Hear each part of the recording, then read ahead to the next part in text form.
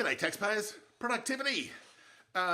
Good to see that the Albanese government's going to be having a productivity summit in a couple of months' time, getting some smart people around the table to work out how to improve our productivity position, because as it's measured, we've got a bit of a productivity problem. It hasn't been strong for the last decade or so. So, important to improve productivity. However, and this is a really important however, and it's been a bugbear of mine for some time, is that I suspect we're not measuring productivity all that accurately.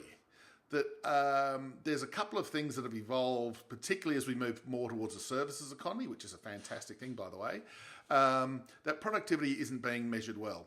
I'll start with an easy example about how productivity works. Just say you're in the Pilbara, you're giving 10 people a pick, a shovel and a wheelbarrow and say, go ahead and mine iron ore. See how many tonnes you can dig out in a day, in a week, in a month. I reckon the output would be relatively small. Now, let's say you buy a couple of big diggers, a couple of trucks, you build a rail line to get the iron ore to port so that it can be exported around the world. I reckon the output per person, productivity per person, in other words, would be many, many, many multiples of the pick and shovel and wheelbarrow example. That's the easy thing about productivity. However, and this is increasing the problem with the services-based industry at the moment, that how do you measure productivity of, I don't know, a firefighter? How much do they produce when you've got the fire department there with better hoses and better trucks and better alarm systems and fewer fires, it seems, because of our alarm system? Is productivity down because they don't have as many fires to fight? Don't know. What about a professional sports person? Yeah, the mighty Nick Daicos from Collingwood. How do you measure his productivity? More kicks, more hand passes, more goals? I don't know. How does his productivity get measured?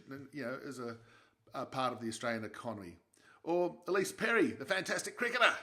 How does her productivity get measured? With more runs, catches, wickets? I don't know. And then there's things like a school teacher. Okay, their productivity might improve if you have 25 people in a class as opposed to 20, but is that really the way that we want our education system to be run? Diluting the number of contact hours with our all-important educators, that's another issue. But what about, I don't know, the other services sector that I love to look at from time to time? The Productivity Commission. How is its productivity measured?